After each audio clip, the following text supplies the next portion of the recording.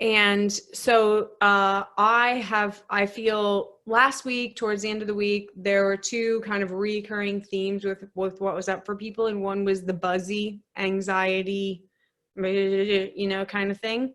And the other one was tired, exhausted, down, despair, depression, all of that. Those are kind of like two ends of the spectrum.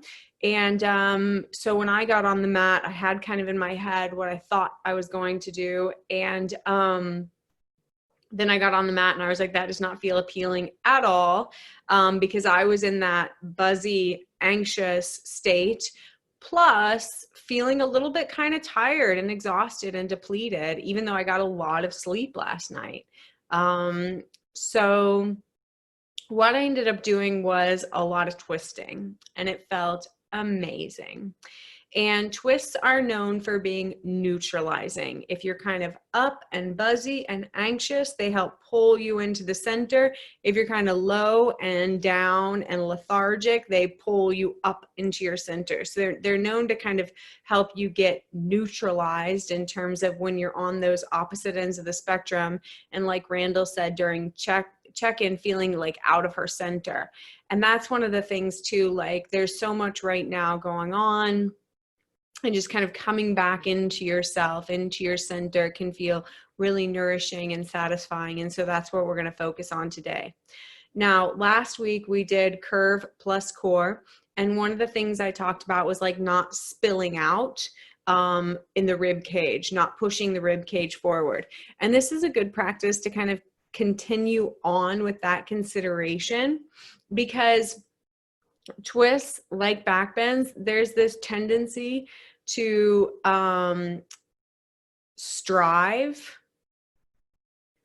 and twist your head or yank your ribs around and just go to the point where you've actually lost that sense of center and that clarity and connection from the poles of your spine, from the very base of the spine to the skull. So it's another place to work with this sense of enough and putting the emphasis on connection and length and space in the spine rather than perceived depth or some type of like grabbing, grasping, striving for more, and believing that that more is somehow also better.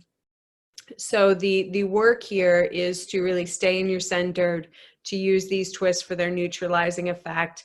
And then in terms of like thematic considerations, we spent a month doing this dance of duality, and we're going to start moving into some more of the myths and symbolism of the yoga tradition. And one of the kind of grandfathers of the yoga tradition is a sage called Matsyendranath. And Matsyendranath was actually a fish. And he was a little fish and in a big ocean. And Shiva, the lord of yoga, and his consort, his feminine half, Shakti or Parvati, she has many names, Uma, they're sitting on an island. And Parvati is, in a lot of these old texts, they're conversational. The Yoga Sutras is actually an anomaly in that it's the sutras. Almost all the other major texts are conversational. So it's like Arjuna asking Krishna about yoga. It's Parvati asking Shiva about yoga. And it's said that Parvati asks for all of us to kind of drag this information out of Shiva so that it's in the world. So Parvati's asking Shiva, like, what's the nature of reality? What's our true nature? And he's going on and on and on. And she falls asleep. And Shiva notices that all of a sudden she's very quiet, and he goes, "Are you listening to me?" And, Parvati's snoozing, but a little fish is like, "I am," right? So then he turns that little fish into Matsyendranath and asks him to go teach yoga.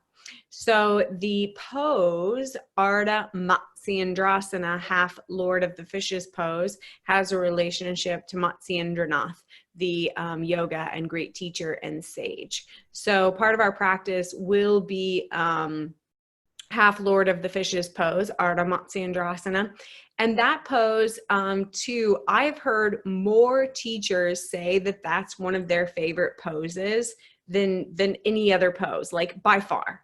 And after like the 7th or 8th time, a really senior teacher mentioned that that was one of their favorite poses. I was like, I have no idea why they're saying that, but I've heard it so many times that I need to practice it more to kind of figure it out.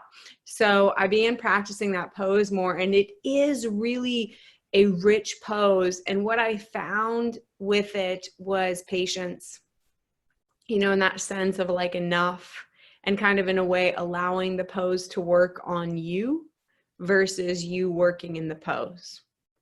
And so I invite you to kind of sink into that when we get to that pose, because it's one where it's really tempting to push and pull and crank and jank and pull yourself into it, and then you'll miss it. Right? So it requires really taking a seat in that pose, trusting in the enough, and allowing the pose to work on you rather than you work on the pose. So we're going to begin laying down.